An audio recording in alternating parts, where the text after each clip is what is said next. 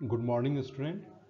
Today we will discuss third point of political parties.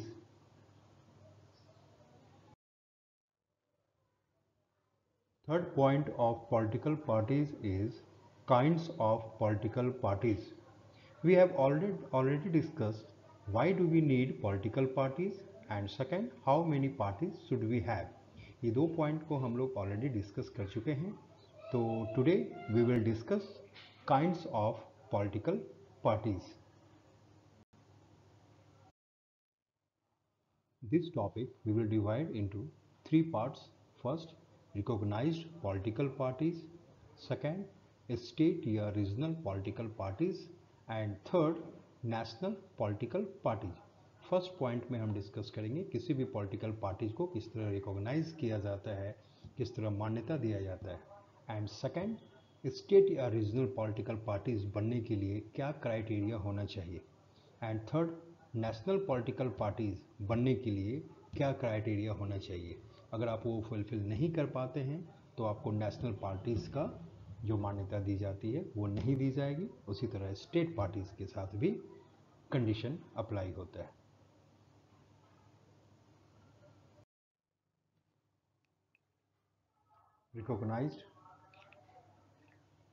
Recognised national political parties. India में कोई भी party जब तक इलेक्शन कमीशन के द्वारा रिकॉग्नाइज नहीं है तब तक वो इलेक्शन में कॉन्टेस्ट नहीं कर सकता, इलेक्शन में पार्टिसिपेट नहीं कर सकता. तो सबसे पहला काम है किसी भी पार्टी को, कोई भी व्यक्ति अगर अपनी पार्टी को फॉर्म करता है, अपनी पार्टी को बनाता है तो उसे पहले इलेक्शन कमीशन से रिकॉग्नाइज्ड करना होगा, तभी वो इलेक्शन में पार्टिसिपेट कर सकता है. तो इलेक्शन में चूँकि इंडिया एक डेमोक्रेटिक कंट्री है तो फ्री है, अब कोई भी पार्टी, कोई भी व्यक्ति यहाँ, कोई भी सिटीजन इंडिया के पार्टी फॉर्म कर सकता है. लेकिन बस एक क्राइटेरिया, सबसे बड़ा क्राइटेरिया ये है कि आपको इलेक्शन कमीशन से रिकॉग्नाइज्ड होना होगा. ओके. तो every party in the country has to register with the election commission. तो आपको रजिस्टर होना है किससे? इलेक्शन कमीशन से. Second, all parties are treated equally by the election commission. सभी पार्टी को वो इक्वली ट्रीट करता है इलेक्शन कमीशन. ऐसा नहीं है कि किसी पार्टी को वो कुछ इंपॉर्टेंस देता है, किसी पार्टी को इग्नोर कर देता है. नहीं, डेमोक्रेटिक कंट्री है तो सभी पार्टी को इक्वली ट्रीट करता है, वही फैसिलिटीज़ देगा, वही रूल एंड रेगुलेशन अप्लाई करेगा जो अदर पार्टी. ऐसा नहीं है कोई बड़ी पार्टी है तो उसको अलग फैसिलिटी दी जाती है, ऐसा नहीं किया जाता. थर्ड पॉइंट कह रहा है special facilities and unique symbol. Special facilities and unique symbol. सभी पार्टी का अपना एक यूनिक सिंबल होता है और given to the large and establish party. Given to the large and establish party. आप जितनी भी पार्टी को देखते होंगे, जैसे अगर बीजेपी की बात करें तो उसका एक सिंबल है, आप जानते हैं, लोटस, कमल. कांग्रेस की बात करें तो उसका है पंजा, है ना. तो सभी पार्टी का अपना एक सिंबल है और ये सिंबल कौन देता है? ये सिंबल भी इलेक्शन कमीशन ऑफ इंडिया के द्वारा दिया जाता है. ठीक है. वो ऐसा नहीं है कि कोई भी पार्टी जो है अपना सिंबल लेके जाता है और उसको ऑथराइज जो है वो इलेक्शन कमीशन ऑफ इंडिया करता है. Okay. Such parties get registered by the election commission and are called recognized political parties. Simple सी बात कही गई है यहाँ पे. वह सच पार्टीज, वैसे ही पार्टी जो रजिस्टर्ड हो गया है किसके? इलेक्शन कमीशन के द्वारा, वही कहलाएगा क्या? Recognised political party. तो इसमें समझ में आ गया कि किसी भी पॉलिटिकल पार्टी को अगर इलेक्शन में पार्टिसिपेट करना है तो उसको इलेक्शन कमीशन से रिकॉग्नाइज्ड करना होगा, ऑथराइज्ड करना होगा, तभी वो इलेक्शन में पार्टिसिपेट कर सकता है. नहीं तो फिर उसे इलेक्शन में पार्टिसिपेट करने का अधिकार नहीं दिया जाएगा.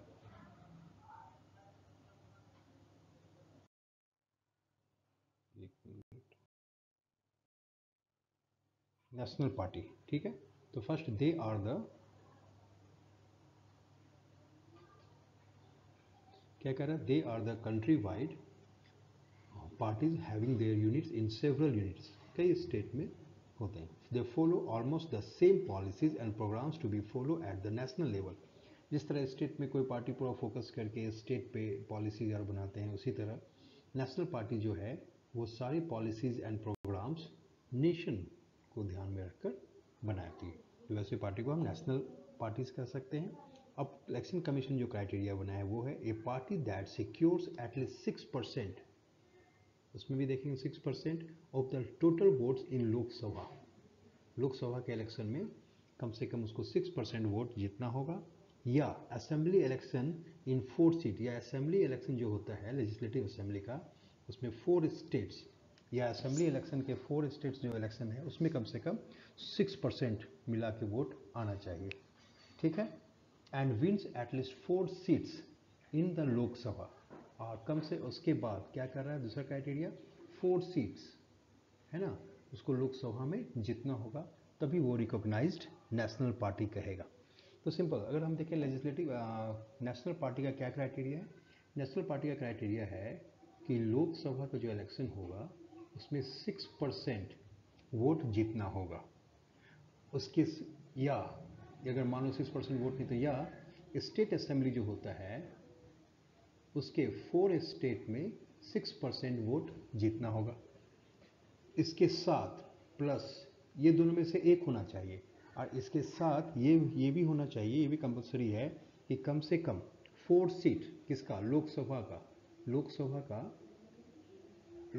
का 4 सीट उसको विन करना होगा एमपी का, और अगर ये विन कर जाते हैं तभी वो नेशनल पार्टीज़ का क्या कहते हैं उसको दर्जा दिया जाएगा। समझ में आया आपको?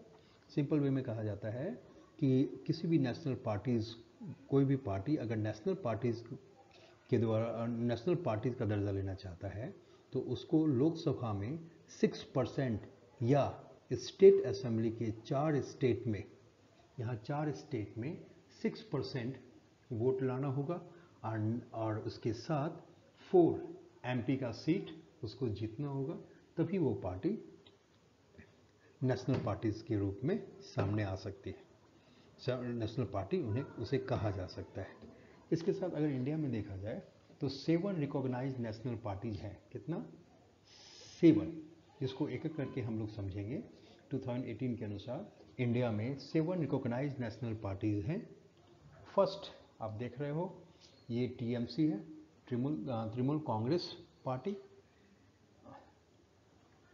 ये आपका जानते हैं बीजेपी है, ये कांग्रेस है, ये आपका एनसीपी नेशनल कांग्रेस पार्टी, ये कम्युनिस्ट पार्टी, ये कम्युनिस्ट मार्क्सिस्ट पार्टी, और ये BSP Bahujan Samajwadi party.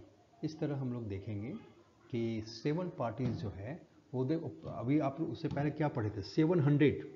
India में अगर टोटल पार्टीज़ की बात किया जाए तो लगभग कितनी पार्टीज है, 700 से एबव है, लेकिन आप देखोगे इसमें से सिर्फ 7 पार्टी जो है वो नेशनल पार्टी का दर्जा रखता है, और कुछ पार्टी जो है वो स्टेट पार्टी का दर्जा रखता है। ठीक है स्टूडेंट,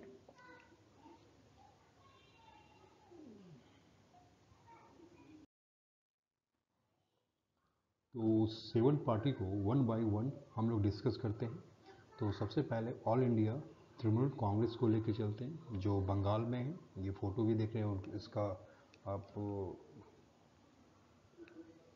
ये जो है वो लोगो दिख रहा है, और ये उसकी सबसे बड़े लीडर है, आप नाम जानते होंगे बंगाल में, ममता बनर्जी। इसका इम्पॉर्टेंट रोल है, इन्होंने बंगाल में जो कम्युनिस्ट की गवर्नमेंट 35 ईयर से चल रही थी उस पार्टी को, कम्युनिस्ट पार्टी को डिफीट करके प्रेजेंट में इनकी गवर्नमेंट चल रही है। तो लॉन्च ऑन जनवरी 1998 में ये लॉन्च किया, leadership of Mamata Banerjee, recognise as a national party, इन नेशनल पार्टी का दर्जा 2016 में मिला। This party symbol is flower and grass, आप देख रहे हैं flower and grass. Committed to secularism and federalism, ये किस चीज़ को कमिटेड करता है, सेक्युलरिज्म एंड फेडरलिज्म, ये दोनों चीज़ आप समझ रहे होंगे। हैज़ बीन, ये फेडरलिज्म की तो बात करते हैं लेकिन सेंट्रल का उतना इंपॉर्टेंस आज के डेट में नहीं देते हैं, है ना। जिस उम्मीद के साथ इन्हें बंगाल में लाया गया था वो अब नहीं दिख रहा है। Has been in power in West Bengal since 2011, also has a presence in Arunachal, इसके अलावा अरुणाचल प्रदेश में है, मणिपुर एंड त्रिपुरा, तो 4 स्टेट में इनका हो जाता है। In the general election held in 2014, 3.84% इनको मिला था वोट्स एंड वन 34 सीट्स। अब देखते हैं 4 का आता है तो 34 सीट्स लोकसभा का ही जीते थे, making it the 4th largest party in the Lok Sabha. तो 4th लार्जेस्ट पार्टी ये थे लोकसभा में, ठीक है। तो लेकिन अभी उनके लोकसभा में उतने मेंबर नहीं हैं, लेकिन उस समय एक इम्पॉर्टेंट रोल निभा रहे थे।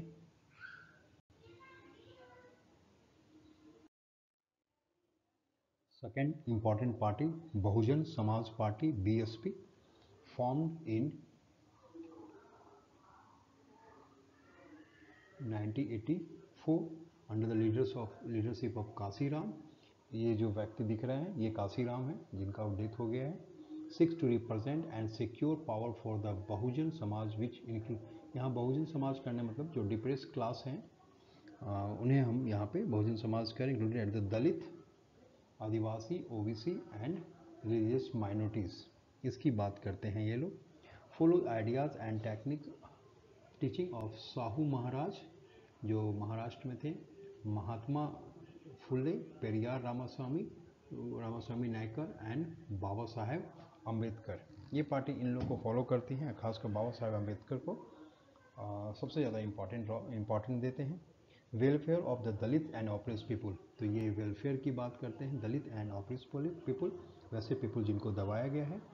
It has its main base in the state of Uttar Pradesh, इनका मेन बेस कहाँ है? उत्तर प्रदेश। उसके बाद substantial presence of neighbouring state like Madhya Pradesh, Chhattisgarh, Uttarakhand, Delhi and Punjab. In the Lok Sabha election held in 2014, it polled about 4% votes but did not secure seat in the लोक सभा। 4% votes जो है ये लाए थे, लेकिन लोकसभा में जो सीट्स हैं वो सिक्योर नहीं कर पाए थे। लेकिन इसके साथ जानते हैं आपको कि लोकसभा में राष्ट्र लेजिस्लेटिव असेंबली में भी उनको 6% चाहिए, तो वो ये कर लिए थे, जिसके चलते इनको नेशनल पार्टी का दर्जा दिया गया था। Okay,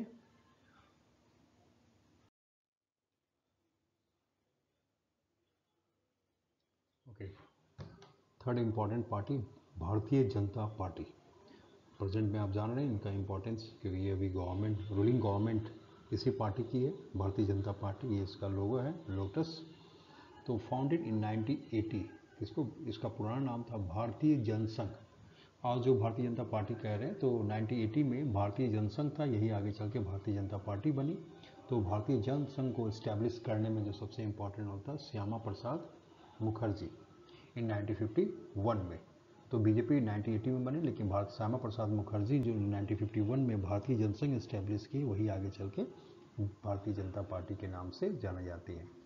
wants to build a strong and modern India by drawing inspiration from India ancient culture and values।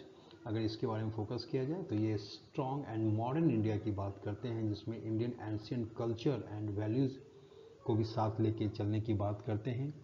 उसके बाद Deendayal Upadhyay ideas of integral humanism and Antyodaya, तो ये दीनदयाल उपाध्याय की आइडियाज़ को भी लेके बढ़ने की कोशिश करते हैं। कल्चरल नेशनलिज्म या Hindutva is an important element in its conception of Indian nationhood in politics. अगर इसकी बात करें तो हिंदुत्व पे या कल्चर ऑफ नेशनलिज्म पे बहुत ज़्यादा जोर देते हैं। Wants full territorial and political integration of Jammu and Kashmir. आप जानते ही हैं कि जम्मू कश्मीर को पूरी तरह इंडिपेंडेंट करना चाहते हैं, एंड फुल टेरिटोरियल जो आज जम्मू कश्मीर जो आज LOC कहलाता है, उसको वो इंडिया में लाने की बात करते हैं, पॉलिटिकल इंटीग्रेशन की बात करते हैं, और जो आर्टिकल 370 है उसको भी हटाने की बात करते हैं, जो इन्होंने हटा दिया है। यूनिफॉर्म सिविल लॉ, अगर अब देखा जाए तो एक यूनिफॉर्म सिविल लॉ की बात करते हैं। यूनिफॉर्म सिविल कोड क्या है समझना है, जैसे आर्टिकल 370 समझें आप धारा 370, उसी तरह हमको यूनिफॉर्म सिविल कोड भी समझना है। ये आर्टिकल 44 में दिया हुआ है। किस में दिया हुआ है? आर्टिकल 44 है ना। तो आर्टिकल 44 क्या कहता है? ये कॉमन से ये जो है यूनिफॉर्म से, जैसे आज हमारे हिंदू मैरिज है, मुस्लिम मैरिज है ना, क्रिश्चियंस का अलग है। तो ये कहते हैं कि एक कंट्री में जब कॉन्स्टिट्यूशन एक है तो अलग अलग सभी के लिए रूल एंड रेगुलेशन क्यों? ये तो कहीं ना कहीं इक्वलिटी को ब्रेक करता है। इसलिए एक यूनिफॉर्म सिविल कोड होना चाहिए, सबके लिए एक समान, सबके लिए एक ही तरह का रूल एंड रेगुलेशन होना चाहिए। वो इसके सपोर्ट की बात करते हैं। तो कहा जाता है कि अगला जो जिस तरह हिंदू लॉ है, मुस्लिम लॉ है, अगर यूनिफॉर्म सिविल कोड की बात करें तो ये सभी लॉ को समाप्त कर दिया जाएगा और सबके लिए एक लॉ रहा एक लॉ लाने की बात की जाएगी। ये गलत भी नहीं है बहुत हद तक, लेकिन थोड़ा बस इसमें ये ध्यान देना है कि जो हमारे माइनॉरिटीज़ हैं उनको डिस्टर्बेंस ना हो। हाँ, लेकिन अगर उससे पूरे सोसाइटी को डिस्टर्ब हो रहा है, अगर क्या कहते हैं एक तरह से, देखो हमें ऐसा नहीं है कि एंशियंट चीज़ को अडॉप्ट करते रहना है।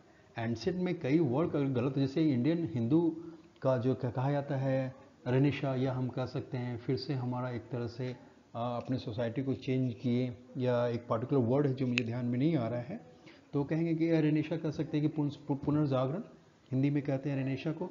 जैसे हम लोगों ने हिंदू में एक रेनेशा हुआ, जिसमें अपना जो एंशियंट, जिसमें कई ड्रॉबैक थे, उसको हम लोगों ने दूर किया। हमें आंख बंद करके उस चीज़ को अडॉप्ट नहीं कर लेना है।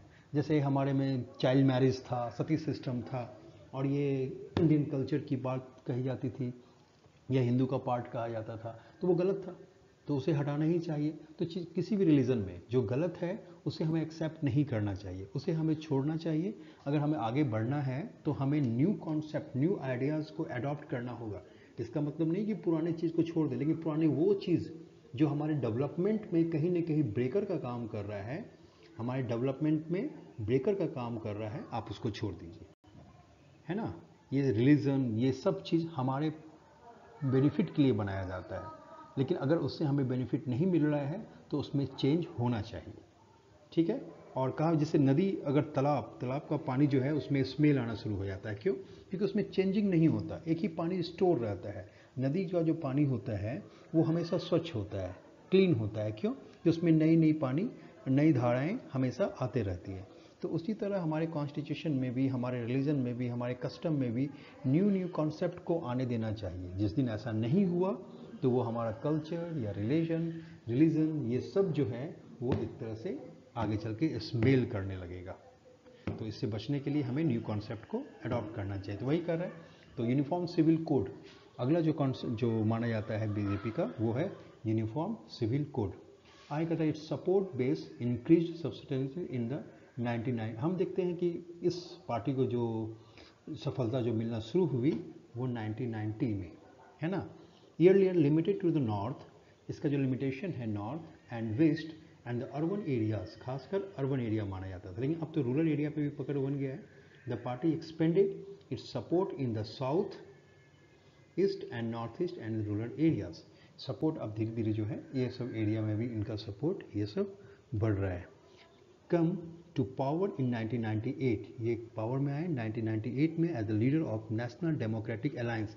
आप समझ रहे हैं, क्योंकि बीजेपी को उस समय अकेले मेजोरिटी सीट नहीं आ पाया, तो पहले ही अलायंस बनाए हुए थे जो था NDA, national democratic alliance, included several regional party, कई रीजनल पार्टीज को मिला के जिसने एक अलायंस पार्टी का बनाया, वो था नेशनल डेमोक्रेटिक पार्टी। और फिर इलेक्शन में पार्टिसिपेट किए और आगे चल के इसकी गवर्नमेंट भी बनी। Emerge as the largest party with 282 members in the 2014 election. 2018 में हम देखते हैं कि अकेले अपने बल पे उन्होंने 282, मतलब जो मेजोरिटी सीट है वहाँ तक ये ले आए members in the 2014 Lok Sabha election. Currently leads the ruling NDA government at the centre. हम जानते हैं 2014 के बाद फिर जो इलेक्शन हुआ तो उस समय भी उससे लेके और अभी 2014 से लेके प्रेजेंट गवर्नमेंट किनकी है? एनडीए गवर्नमेंट की, ठीक है। मतलब बीजेपी में एनडीए का, मैंने दो तरह का अलायंस की बात की थे पहले, एक UPA United progressive alliance and second national क्या था, नेशनल डेमोक्रेटिक अलायंस, ठीक है। तो एनडीए में जो सबसे बड़ी पार्टी है वो कौन है? बीजेपी। उसी तरह यूपीए में सबसे जो बड़ी पार्टी कौन है? वो है कांग्रेस। तो अभी यूपीए, अभी एनडीए की गवर्नमेंट चल रही है और उसमें सबसे बड़ी पार्टी जो है बीजेपी। तो इस तरह आप देख सकते हैं कि भारतीय जनता पार्टी का एक इम्पॉर्टेंट रोल है हमारे प्रेजेंट गवर्नमेंट में। तो इस तरह हम लोग, क्योंकि टाइम ज़्यादा हो रहा है तो ऐसा करेंगे, अभी हम लोगों ने थ्योरी पढ़ा, एक टीएमसी के बारे में, तृणमूल कांग्रेस पार्टी के बारे में, फिर हम लोगों ने बहुजन समाजवादी पार्टी के बारे में डिस्कस किए, और फिर हम लोगों ने भारतीय जनता पार्टी के बारे में डिस्कस किए। तो 4R पार्टी है जिसकी डिस्कस हम लोग बाद में करेंगे। ओके स्टूडेंट, तो बाय।